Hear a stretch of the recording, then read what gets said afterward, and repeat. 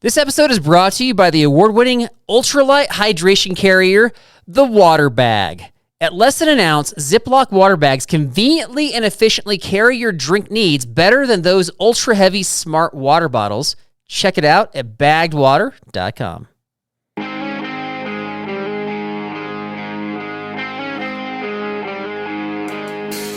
Hey, this is Derek, everybody, and with me today is the only man to eat his own earwax and boogers for, well, his reasoning is, Derek, I need to have the lightest pack possible, so I'm going to eat this to cut food weight. And that's Carl Mandrioli. Welcome to the Backpacking Delicious podcast. I apologize for Derek's grossness. He tries to up his game with grossness, it seems like every single time. Smooth. With me today is Derek Somerville. He's a man that thinks nothing can win the award for best neckwear because it will always end up in a tie. Oh, man. Whew. I got chills down my spine on that one. Not happy chills, I'll tell you that. Ultralight Gear Awards. Ultralight Gear Awards. We got the GOAT on today. We We do. Yeah. So, Justin Outdoors. What piece of ultralight gear are you excited to find out about today? Toothpicks. Okay. What else? Cut in half toothbrushes? Does that qualify? Does that? He'll probably talk about that. Yeah, oh yeah, for sure. No, I mean he's just he just knows it all. I mean he tries it all, he samples it all, and he knows all of it. So it's like whatever we think we're gonna like get excited about talking with him, I feel like we always learn something beyond what we're gonna talk about with him because Correct. he's just knowledgeable. So I don't know. Yeah. I don't know whether it's like a stove. I think we're gonna talk about some tents that are really lightweight and kind of ridiculous. So. I'm excited. I'm always excited to talk to him. Okay. Yeah. You know, I like the tents, the packs. I'm always. Come on. Always. All right, but we're gonna call this the Ultralight Gear Awards for 2025.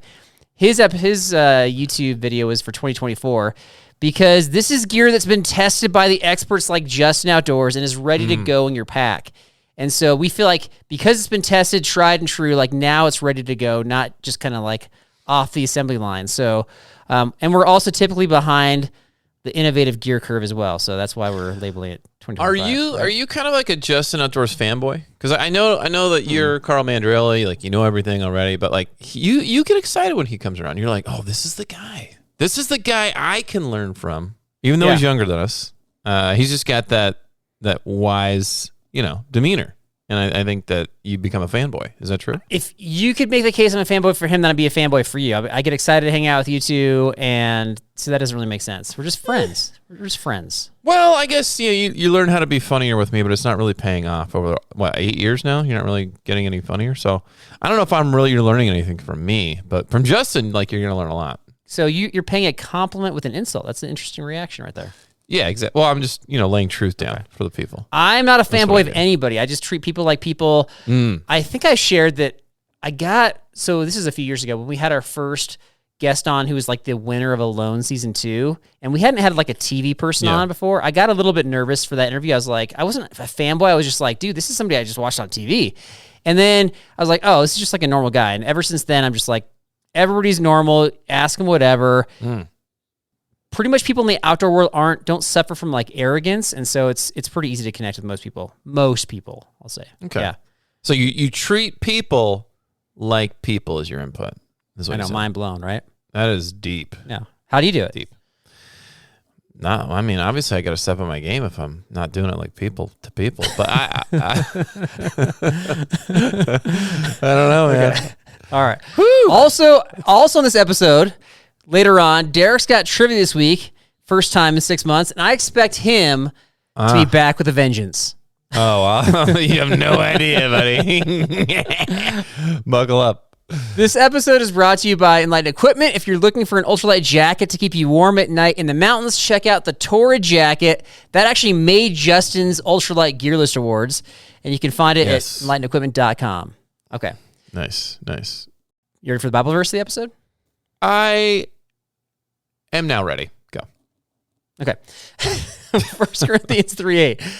Now he who plants and he who waters are the same, but each will receive his own reward according to his own labor. Derek, there we go. Have you ever labored doing anything? Anything. There it is. Oh, yeah. Yeah. Carl. Being your friend is the biggest labor of my life. I will say, speaking of gardening, I actually like being in the garden and doing all that stuff. Planting, watering. You're serious? Growing. Okay. No, I'm serious. I thought you were going to say. No, I'm serious. Okay. My grandma was a big green Is that thumb, labor? and I enjoy the same. Okay. So taking a watering can and pouring it on some plants, like that's labor to you. I don't do a watering can, but I do prune. Do you prune? Okay. You pruner? When was the last time you pruned? Last year. So you don't labor that much. Is what you're saying. I was thinking about it, and all my buddies, like I've helped them move. They've helped me move. We've gone on mission trips together where it's like very labor intensive, but I couldn't think of a single example for you. Wow. Am I wrong? Wow. Correct me. Thank you. What have we done together? What have we done together? I don't advertise mine. I mean, I've done for you. Like, I helped you move out there like 20 years ago or whatever it is now. How long has it been? It was 20 years ago. 20 years, yes. Yeah. That's interesting. So let me ask you a question. Are we at the age now where, like, if somebody calls you up tomorrow and like, hey, man, I got to move and I got to just get everything in order. Like, can you help me move? Are you at the age where you're like, you know what, dude, we're almost 50. I think you just need to hire movers and just be done with it. Well, typically they're going to do that, right? They're going to do that anyway. They're not going to ask.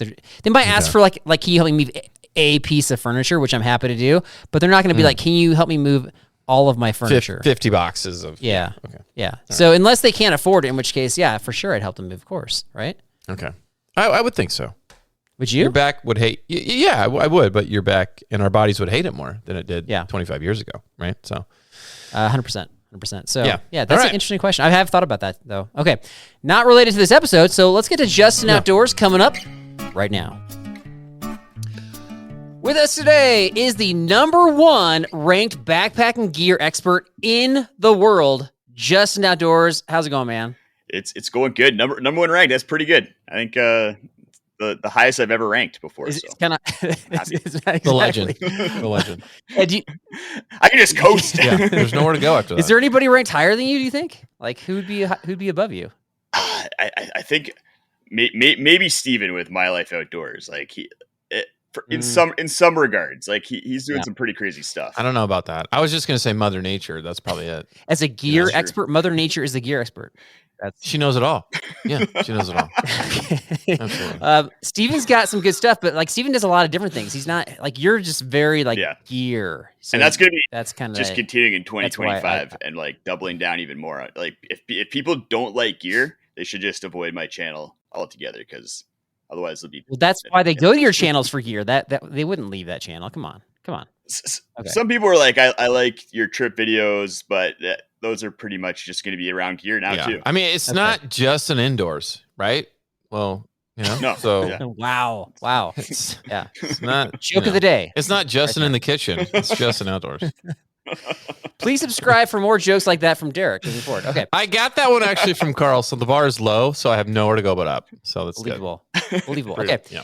As a resident gear expert, have you ever forgotten an important piece of gear and had to bail on a trip?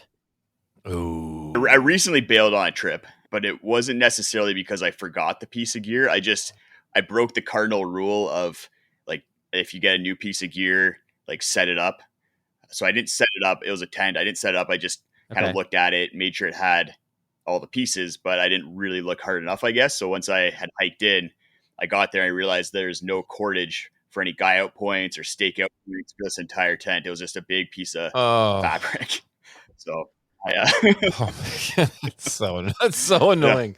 Coleman tents don't always include the guy outlines for sure. And, even for the corners for the stakeout points, there's no cordage on the entire tent, and there's no like loops for stakes. It was just just nothing. Yeah. So I could have I had some cordage. I could have like sat there for an hour like making little pieces of cordage for the tent, but it was going to be dark in half an hour, and I just wasn't feeling it. So I just hiked out in the dark and drove home. Okay. You're out there to test gear. Like, it's fun to get outside, but a lot of times I found that YouTubers are out there kind of on a mission. They're doing a job. So that must have been very frustrating for you. Did you have any sort of like anger rage as a result of that? Anger rage? What kind of a question is that? I'm just relating it to an experience Derek not has. Not anger, but anger rage. Anger rage specifically. Like breaking trekking poles. Did you break any trekking poles, Justin? That's my. It was more like sadness. So that's not rage. I didn't snap my trekking pole over my knee. Were you like, Yeah. I mean, were you like frustrated? Were you like, gosh, why didn't I do what Carl always does and test the gear before I take it on the trip and see what's going on? Right, Carl? Be more like me. I don't think that's a solution. Yeah, it was a good reminder. To be more like Carl. To be more like Carl. Right? Yeah. It's good to know that even the number one seed still isn't perfect. And so that makes everybody feel better about themselves when they make mistakes too. It was a good lesson. I was able to reflect on the day and figure out how to do better next time. Even Jordan missed a shot. How do you even determine if like a piece of gear qualifies for the award show? For the ultralight category? For the ultralight category, yeah. It's an interesting question because like there's not like a badge of approval for like this is certified ultralight or anything like that. So I usually just base it off of what the piece of gear is kind of like designed for, because ultralight gear generally has some sort of compromise in order to get to that ultralight point. So it's either like not performing as well for some reason, or it like costs an arm and a leg. So if there's some sort of compromise in order to be lighter weight, then I kind of put it more into the ultralight Makes sense. category. So tents without like guy lines would be a compromise. Yeah. Although that tent wasn't, well, it's kind of ultralight, but it was also like $100. So I guess that's where they're shaving the cost. Yeah. No cordage. Okay. Yeah. All right. No All right. cordage. So you recently put out a video about so you had Ultralight Gear Awards, as Derek was alluding to. And so we're going to go through some of them, not all of them. So if you want to see his full lineup and rundown, we're not going to have time to go and discuss each one of these. So I kind of picked out a few, and I think Derek's picked out a few as well. So let's start off with packs. You had a couple packs on there, but the one that I was looking at was a Z-Packs Arc Haul. Mm-hmm. And I don't even think you mentioned the prices on your video, but don't worry. I took care of it. I looked it up. So what a guy. Yeah, I know. At $400, it's about 33% more than like comparable packs. So my question is, do you ever foresee like ever saying that a pack is the best on the market, but it's just simply too expensive for what it offers? It's just not worth it for the price. I think I'd argue that there aren't really any comparable packs. Ooh. So okay. So it's hard. It's hard. Like it's, if you look at all, like I have a database on, I'll do a little plug for packwizard.com. It basically has like all the packs ever made. Yeah. And you can rank and you can sort them by like volume and weight. So if you like sort by 40 liter or 50 liter packs, the Arc Haul is by far the lightest, with a frame, with a, like hip belt. And then if you add adjustable torso in there, the next comparable pack weighs double. Really? The Arc Haul. Yeah. Okay. So you're jumping up to like 2.5 pounds. I'll convert it to pounds for you. Thank you. Not kilograms. He likes grams. He loves grams. Okay, so you're saying because it's kind of like the unicorn in the pack category, at $800, still buy it. If you're at the top of the game by like an order of magnitude or like double, then I think you can kind of charge that extreme price, and a handful of people buy it. I like whatever they need to sell packs and make money. Then supply demand, right? I don't think I think people buy it. Yeah, if it's light enough, they'll buy it. Well, I came up with a pack. So okay, let me just throw this out at you because I'm trying to go to the extreme. So I tried to find the most expensive backpack I could find, and I found one on eBay called the Calibre X Machine 56. I assume the 56 is for 56 liters. It's got like name. 3 different compartments, and it just looks like some sort of just skeletal pack that kind of fits. I don't know how to describe it, but it's going for a cool $50,000 right now. Like true story. So you're like, yeah, if there's a market for that, that's appropriate, is what you're saying. I think like with eBay, it kind of proves itself that like eBay is the market, right? So if people are bidding that high, then the market's there. Maybe it's a market of one, but that's I would say maybe try a different brand is my suggestion. I think you could get something that maybe is not quite the same thing, but anyway, I guess my question is like, is there ever going to be a tipping point where the packs are just too expensive? Yeah, I think we're already there. And when you look at a lot of packs, they're all kind of creeping towards that $400 mark, which the Arc Haul sits at. And I think with the Arc Haul, that $400 is without hip belt pockets either. So it's like almost $500 once you include those. but then we have packs that are like around. There's a lot of packs starting to come out that are around $200, maybe made with not quite like premium materials, but are still relatively lightweight. I think that's always going to be the sweet spot for most people out there. Nice. All right, let's keep going. Let's go tents. Yeah. We're gonna go tents now. So you mentioned that the Nemo Hornet Elite is good for some scenarios. What do you mean by that? What does that mean? Because it's a semi-freestanding tent, so it's like very, very light, comparable to like some trekking pole tents. But then you have that pole structure, so you can kind of like set it up, move it around on hard surfaces, and like if you're on rock, slick rock and stuff. And it can't really handle wind. It doesn't really have like any guy out points. You have to be sheltered, so it's limited in what it can handle. Whereas like if you get some trekking pole tents out there, like I had the Z-Packs Plex Solo, which is the lightest fully enclosed tent on the market, and it was handling like 45 mile per hour winds. That'd be rough. So it's just not a very capable tent, but you get that pole structure. Would you bring it on the Great Divide Trail?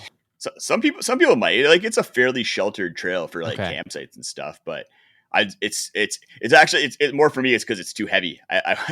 Even though it's like, what's the weight of it again? It's like half a pound. Or no, a pound. It's about a pound. Yeah. You're trying to do mental conversions, aren't you? I am. Yeah. Okay. All right. Interesting. That's awesome. All right. That is interesting. Yeah. Okay. So, sorry, let me skip it down here. All right. So you keep on throwing, like in your videos, you keep on throwing grams around as a weight measurement. At this point in the game, is it reasonable to expect Americans to understand what the heck you're talking about? I don't think so. Like, you guys are pretty backwards and have a lot of room for improvement. So I don't really have that high of expectations for Americans in general. Okay. Yeah. Let's find out. All right, Derek, about how many pounds is a kilogram? Here we go. I love that you put this on me because you don't know it, right? I do know it. I'm asking you, how many pounds? Because you converted it ahead of time and you did Google searches. I know this one. I don't know all of them. I know this one. Carl's goal is to embarrass me live on film. Just and I'm not gonna estimate. If you're close. Okay, do your dumb question. It's not dumb. I'll look silly for you. About how many pounds is a kilogram? How many pounds does it go? 2.2. Wait, how did you know that exactly? How did you just know that? Because I'm a genius, Carl. There's no Google here. This is the Google. My guess is that most Americans know that one because of water. They know that 1 liter of water weighs 2.2 pounds and 1 liter of water weighs 1 kilogram. There's that. Yeah. Derek just Googled it. I have other reasons. Usually when I take my kids to the doctor, they always weigh them in kilograms. I'm like, we're in America. I don't need or care to know about the kilograms. So I had to learn that conversion rate if I wanted to know how much they weighed. So are you scolding doctors when you take your kids there? Correct. Okay. Correct. Why are they telling me this in kilograms? They're probably Canadian doctors. It's the old brain drain. Oh, is that what it is? That's got to be what it is. Those are the elite ones. Yeah. Right. That makes sense. They graduated. Nice. I was okay. So you were testing out some new food. I don't think I got to answer the question. Oh yeah. You just said that Canadians were better. That's it. You just said that we were not as good as you guys. I think I didn't get to answer why I use grams. Why do you use grams? Let's talk about that. I like grams because they're more of a finite measurement. So when you get down to like sub ounce into like 10 grams, 20 grams, it's a little bit more precise. But I think Carl, you're also missing in my videos. I always put the conversion there for Americans. Yeah, he's not watching all the way through though. Yeah. I told you I'm taking notes. I'm not always watching. I'm like listening and like writing notes down as you're talking. He claims he cares, but he doesn't care. Okay, so you were testing out some new food bags, right? And you tried cold soaking. I want to know why. Why do we try cold soaking? Why? That's what I was asking myself before. I don't get it. And because I tried cold soaking about 5 years ago, and I just kind of like went into it without much knowledge, without researching it. Just like took a dehydrated meal I'd made, some chili, and then cold soaked it. And don't try cold soaking chili. And then I was basically just like very uncomfortable for the next 48 hours. This time, Carl, are we dropping him to number 2? Is that? This seems like this was 5 years ago. I've come a long way. Why chili though? It's so okay. All right. I had it in the fridge. Rough. Yeah. We've had a couple other that is rough. food haters on the show, and we typically make fun of them for cold soaking, and we don't get a lot of feedback the other direction. Nobody's ever like coming to their defense, whether it's like in comments or whatever on socials or on YouTube. Nobody's ever like, actually, cold soaking is a better option under such and such. People are typically like, yeah, if you like food, you should probably not cold soak. But it's still a thing. It's still pretty popular. I don't know why. If you like food, you shouldn't cold soak. I do have a reason for it. Okay. And 2 reasons, I guess. 2 reasons why I think cold soaking can be a useful tool. Not necessarily like I wouldn't change my entire life to like over to cold soaking. I don't think that's not for me. But it is lighter weight. So if you are trying to drop weight from your pack, you can save like a couple pounds pretty quickly just by cold soaking. Then the second thing is if you're traveling, it can actually be a much easier system to just bring some couscous and some dried stuff mixed in, and then not have to go try and find fuel. Like if you're in some like South American countries, you might not be able to find canisters. If like sometimes I'll fly into Arizona and go hiking around Phoenix, if I don't have to drive to REI and grab a fuel canister, it's just a lot easier. I can just go straight to the mountains for like a couple nights and get going. Those are the only 2 reasons I think cold soaking's kind of nice. That did not change my mind. Yeah, I think I would describe those as pretty bad reasons. Like you could say, well, I'm not going to bring a sleeping bag because that's lighter weight. And so I'm just going to curl up in some leaves and shave some pounds that way. And yeah, like it's totally lighter weight, but you're miserable. Same thing. And then for like most of the people that are backpacking out there, I know that like, the half of 1% might be going to like South America or something. So that you could make the case there for sure.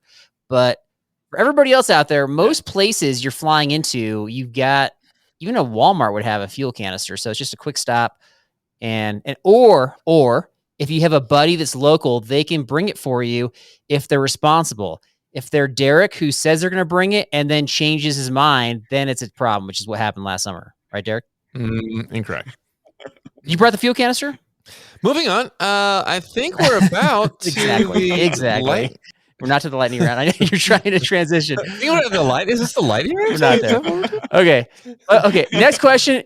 I didn't think there was a whole lot of innovation going on in the sleeping pad inflator market, but wow, was I wrong? Oh. So can you tell us about the 2 that you featured? Yeah, this year was crazy for sleeping pad pumps because you had the FlexTail Tiny Pump come out, Zero Pump at the beginning of the year or the first half of the year. And that thing, everyone was like, this thing's crazy. It's so lightweight. It inflates a sleeping pad. It was okay. I was never like super impressed with the Zero Pump, but then 2 companies came out almost simultaneously with pumps that weighed under 10 grams. So like a third of an ounce. And they work almost as well as the Zero Pump, but there's almost no reason to not bring them because of how little they weigh. So you have the PadPal pump, which you just plug it into a battery bank or your phone, and that's where a lot of the weight savings, because it doesn't have a built-in battery. So you plug it into a power source and it inflates your pad. And then you have the Alpenblow, which similar concept. You have to plug it into an external power source, and it's a little bit slower, but a lot quieter than the PadPal's. Really fast, but really loud. It sounds like a drone is like flying into your campsite if you're running that one. Well, if you're looking for, first of all, I think that the weight is like fake weight, right? Because it doesn't have the battery. So I know most people bring the external battery, but maybe you've got to bring a bigger one. I don't know how much battery power it actually uses. They use very little battery. Like you'd have to, I think it's like 24 inflation cycles to go through like 5,000 milliamp battery bank or something like that. Or maybe that's not bad. Maybe even better than that. Like when I run it, I don't even notice a difference. If you're on like an overnighter or like a 2-nighter, you're probably not running through like a 10,000 milliamp battery bank, and you can also run it off your phone too, which is pretty cool. Right. That part's cool. Yeah. I usually only bring a 5,000, but that's for like a 3 or 4-nighter. But okay, the other issue that I have with it is you made the comment like, why would you even not bring one of these because they're so lightweight or whatever? and they're, they kind of take away camp chore that a lot of people don't like. But I looked them up, Justin, and they range from $48 to $60 before tax. That's a lot, man, for like a little thing. Like that's a lot of money. Come on. Wow. Yeah.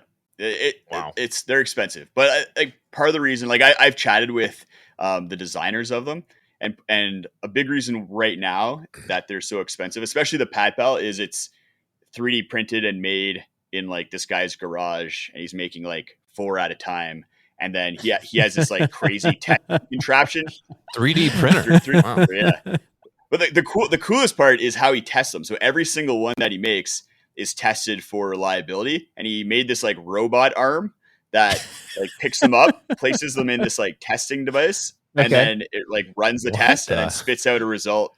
So that everyone is going to work that's going out there. I just like watching the robot move this. Yeah. That's pretty cool. Robots. Yeah. All right. But if he can use a robot arm to test his, I challenge some pretty big filter companies. Why don't they use like robot hands to test the reliability of their squeeze bags for their filters? And they're like, yeah, we can't do that. Guy in garage can have a robot arm, but like big companies can't have robot hands. I don't get that. Yeah. It's easy, Carl. Passion, no passion. Yeah, fair enough. The big companies, no passion. Okay. And the little pump is $40, $50 compared to like I feel like the robot arms for testing bags would probably cut into the margins of the $10 bags a little bit. And we know robot guy stuff will work, Carl, because he tested it. Yeah, that's true. Right? Okay. So, thanks, Derek. Yeah. All right. So it's time now, Justin, for our lightning round. This is your first crack at it. This is actually Derek's first crack at it, so I'm a little bit nervous about how this is going to go, but we're going to find out. So you've got 1 minute to answer as many questions as you can. We just started season 8, so we don't really have a standard. You're going to kind of set the standard. People are going to be chasing you all season, depending upon how well you do. Or they'll chase you just for a little bit if you only get a couple questions answered. Woo. But what I know of you, right. you will set a high standard. So, Derek, you ready? Justin, you ready? I'm ready. Moderately. I am ready. We're going to go back and forth. Here we go. Okay. You ready? So it starts right after Derek finishes asking his first question. Derek, go ahead. All right. It is impossible to sneeze when you're in your sleep, while you're whistling, or when you're upside down. When you're whistling. Incorrect. When you're asleep. Overall, what's your favorite gear company? Durston Gear. The concept for Google was originally called Magellan, Surfer Dude, or Back Rub. Magellan. It was Back Rub. Something that's better in Canada. Grams. Yeah, that was good. That was really good. I'm adding 10 seconds for Derek wasting time. That's fine. Einstein never learned to drive a car, to tie his shoes, or simple arithmetic. Tie his shoes. He never learned to drive a car. What was your last nightmare about? What kind of question is that? I think I was trapped in a castle. I don't remember much. That's like an impossible question to miss. It's an impossible question to miss. All right, here we go. I'm going to get tricky with you here. Rice flour is one of the ingredients used in the Great Wall of China, making penicillin, or making a parachute. Let's go with penicillin. It was the Great Wall of China. We're at a minute 23 now. I think I gave enough extra time there. I would like to apologize for Derek's questions. I think he thought this was a trivia round. You said anything? Did you not say anything? Did you? Okay. Great. I didn't say like 5-minute long questions either. I even asked him too. I was like, do you want me to make these true false? No, anything, Derek, anything. None of them were true false. They weren't even true false. You said anything, so I didn't change it. All right. Well, let's ask Justin. Justin, were you satisfied with the length and reaction of Derek's questions to enable you to get the most answers in? Look, I think I was able to get the most answers in. They're just, it was just really, really tough trivia. I don't know much about how the Great Wall of China was built. Rice flour. Come on. Yeah.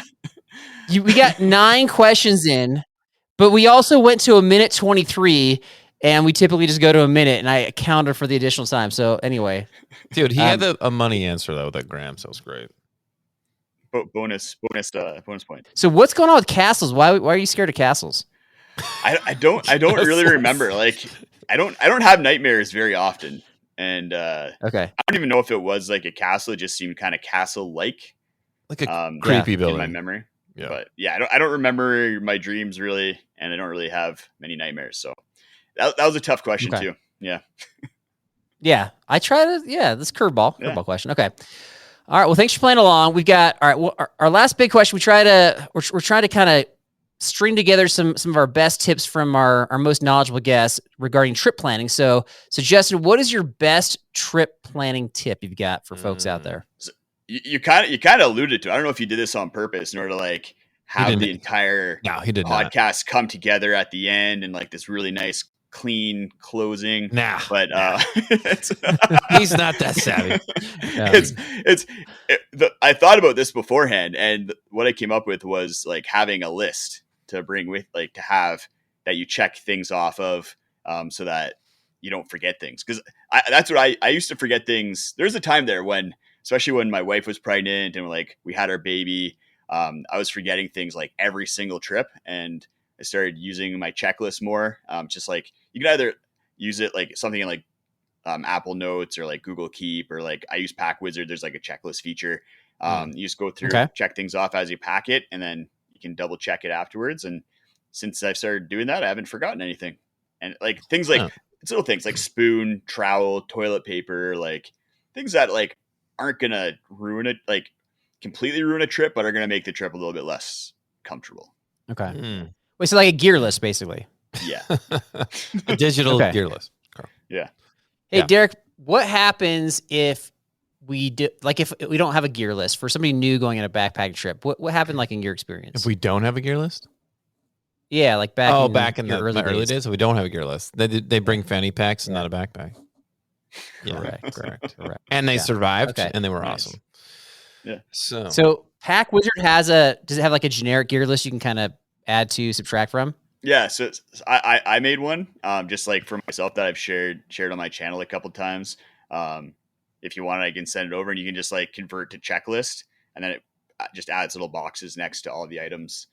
For like it has everything from like your tent, pack, clothing items, and basically everything you need. And you can we'll have to change. Around. We'll have to change grams to pounds though, and all that. But so it does that as well. So you just do convert to imperial, and then it changes all the. But the general checklist doesn't have any weights. Okay, lucky for Carl. You know what I mean? Lucky for Carl. Yeah, that's right.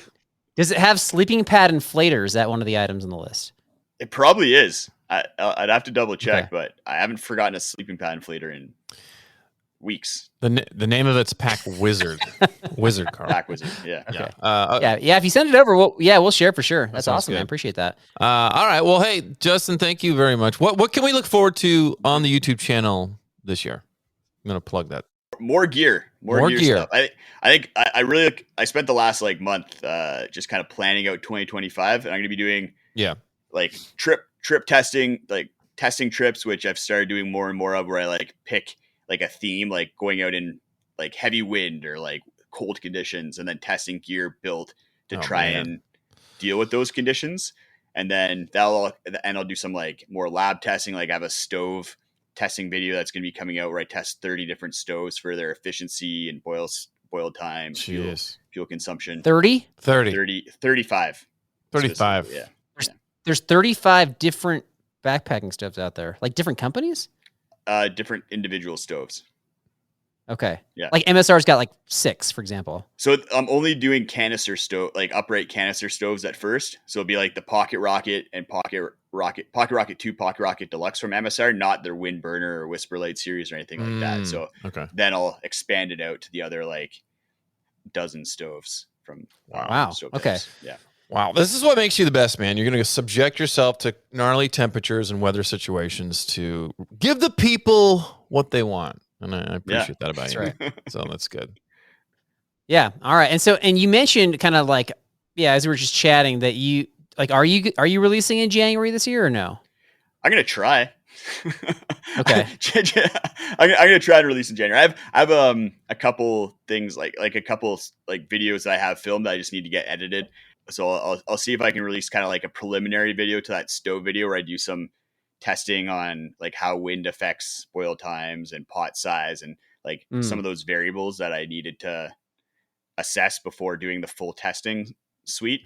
So let's see if I get that out and ask my audience for some questions like last month. And I'm going to try and put out that video of answering all those questions. But yeah, it's been a slow January. Nice. Yeah. If you have an off week, Derek and I can create like a gear test, like gear review video if you want, where we just like, I don't know, we can bring stoves and do some stuff with that. And I'm sure it'll be just as good as yours, right, Derek?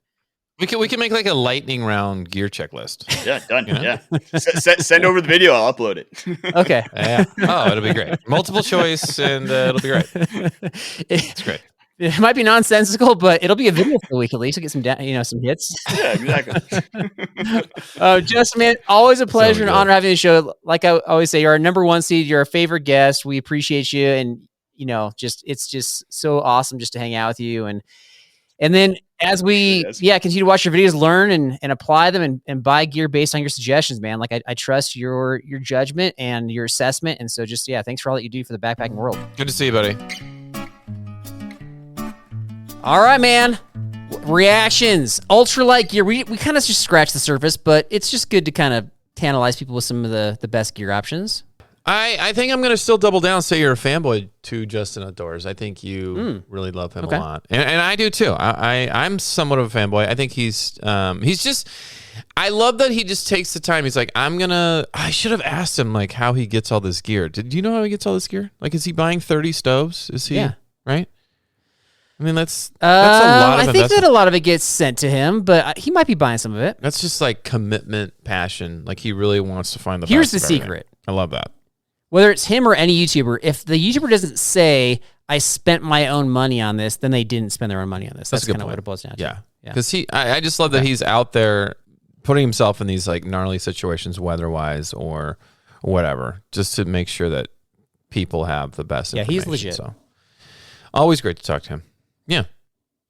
You feel like a fanboy would ask him the question, what was your most recent nightmare? Like, really? No, they wouldn't. That was maybe one of your worst questions of all time. It's a question. I think best. It's a question that nobody's going to get wrong, so it's like a free point. But B, none of the questions are.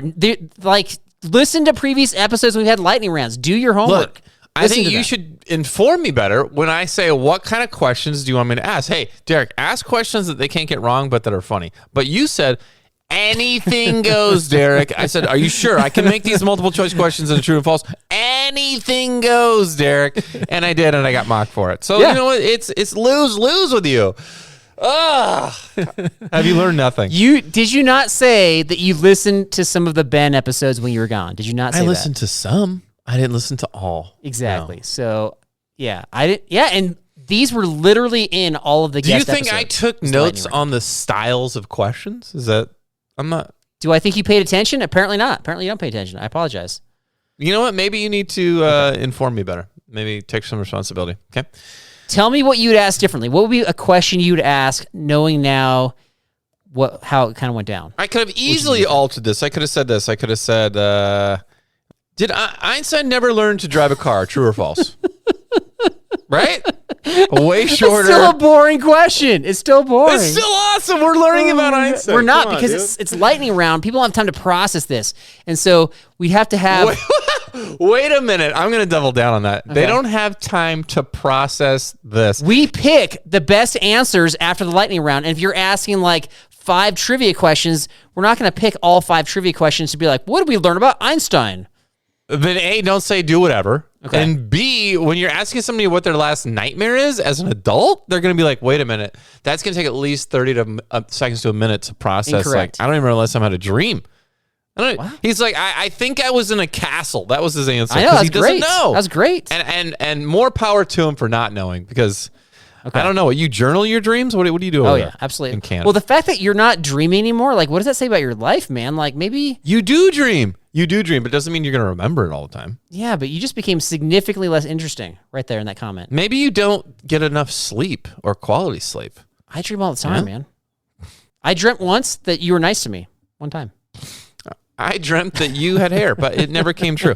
And when was the last time you had a nightmare? What was it? You know? Yeah, I do. It was not that long ago. It was like I was driving on the freeway and I didn't have like complete control of the car, and I think it's a result of I got in like multiple car crashes in the last couple of years. I have like a fear of car crashes now. Interesting. Or is it more of a fear of losing control of your life? Maybe that too. Yeah. Okay. Do you think most people like to lose control of their life? I just want to let go and somebody else take the reins. Jesus, take the wheel. Jesus, take the wheel. For sure. But people have a really hard time with that, right? That's true. Yeah. Especially some in front of me. Yeah. Some people I'm looking at. Okay. So just to sum up, do a better job next time. How about that? Just to sum up, explain the rules better. How about that? We both learned. Great. Okay. We got, what's your trivia coming up here? What's my trivia? I don't have a title for it. I forgot you title your trivia, but I do have trivia, and it is coming up right after this. Do you struggle with joint pain, breathing at altitude, uneven terrain, or simple exhaustion? Then it's time to up your trail game, folks, with our good friend Rowan from Summit Strength. He's got a specialized program that will be just right for you to conquer your next adventure.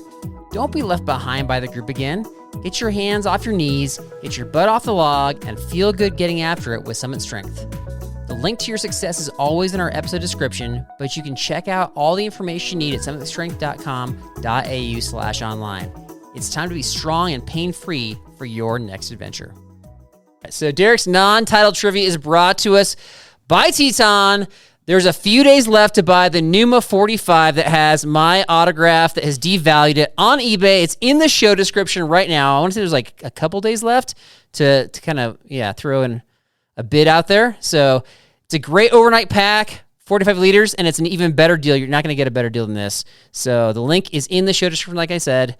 And thank you to Teton. Check them out, tetongear.com. Derek, what you got? All right, we got some kind of, I guess I'll title it like lightweight gear trivia. All right, how about that? Creative. Very creative. Yeah, you like that? All right, question 1. Arrange these things from heaviest to lightest. Are you ready? I got 4 things. Here we go. Okay. Spork, a lighter, a headlamp, and floss. So... And I checked the weights online. I checked the weights. Plastic spork, metal spork. Is it a whole spool of floss or just... It's a plastic spork. Okay. Plastic spork, a little, thing of floss. Like a container floss. Container floss. Yeah. And a standard headlamp. Okay. I don't know. Petzl. Let's just say a Petzl. Like, the difference between a lighter and a whole container of floss has got to be like micro ounces, right? Exactly. Well, we're talking grams because that's what you like. So. Yeah, so I'll go... What's the heaviest? Oh, heaviest versus the headlamp, like by far. That was a softball. Yeah, that was a softball. Yeah, but the rest are all negligible. So I guess I'll go the next heaviest is a spork, and then it's like a toss-up. So I'll go floss and lighter. Okay. I mean, I shouldn't give it to you, but I'll give it to you. I'm gonna give it to you. I had researched lighter and then floss, but that's fine. Depends on the floss. Like, is it travel size? Is it? That's like true. Derek floss that's made out of... I'm gonna give it to you. Like wire? I'm gonna give it to you. Okay. Wire?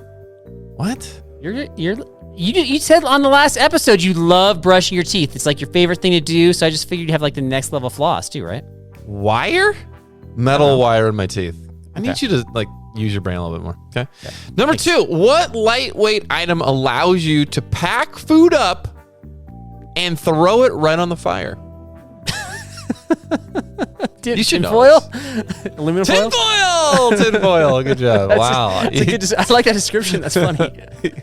Took you a minute. Took you a minute. All right. 1 minute. Correct. I don't know if you're going to get this. I think you'll get this, but I'm not really sure. This is a fill in the blank. Which outdoor skill involves using a map and compass to navigate unfamiliar terrain? What do we call that? Like orienteering you're talking about? Oh, orienteering. You Googled that one really quick. Nice job. Way to go, Google, man. All right, dude. Yeah, that was... I'll go 2.5 out of 3 on that. The first question was definitely a Derek question. The other 2, I feel like were softballs. Well, just got to make sure you're on it. Yeah. So 2.5 out of 3. Thanks for easing back in there. If I don't let you succeed a little bit, then it's more miserable for me. So I'm welcome and you're welcome.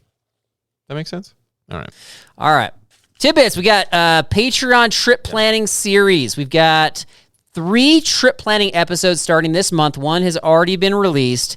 So check them out on Patreon. We would love to have you join the Patreon family. We've got bonus episode January, February, March. And the March one is going to have just the best trip planning tips by all of our favorite guests from the last few months, including Justin. So check that out. And then my last tidbit is somebody sent me a video where they encountered another guy, not Rocky, on the trail with a sword. Oh. Yeah. Really? But this guy was like knowledgeable on the sword. He was giving a tutorial explaining like the different parts of the sword. Wow. Sorry, Rocky. Why? You said this guy was knowledgeable on the sword. Ouch. Oh, you feel like Rocky knows the origin of his sword? I don't know. Did you ask him? Yeah. You did not ask him. No, I didn't. You're right. Okay. Just lied right to He my doesn't know face. about swords. Rocky doesn't know about swords. Do you know about swords? Rocky, I'm sorry that Carl's doubting your knowledge of swords. He might be right, but the doubt is. I don't know about swords. Do you? Doesn't mean Rocky doesn't. Maybe he Googled his sword origin. I don't know. Yeah. I think you should just be disagreeable on everything, just for the sake of being disagreeable. What about like Excalibur? Just because I caught you in a lie, you have to get defensive, and that's fine. That's why I'm here. That's why I'm back. What about Excalibur is your question?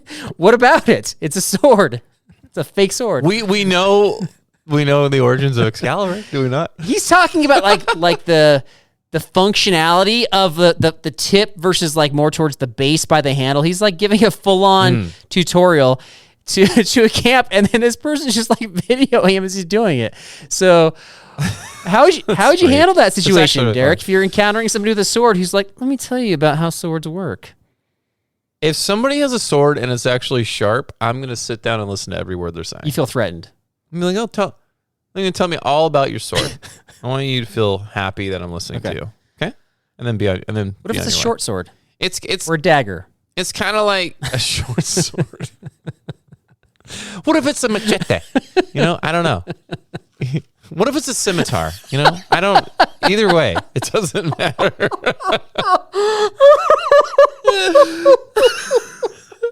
Man, I can't believe you still play Dungeons and Dragons, man. You're doing great.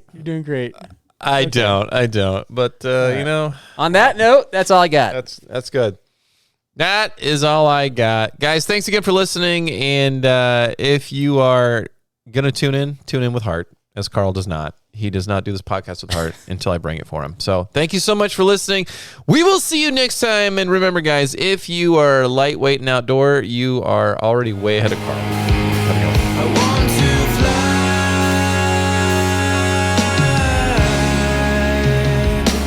fly around the world. Let's see. I got it right here. There was one more lightning round question. I didn't ask this because I didn't want to offend Carl, but I took the time to really research this question, and it's at my own peril. But the question is, the average person passes gas 14 times a day. I have proved Carl does it 20 times per minute. You're welcome for that.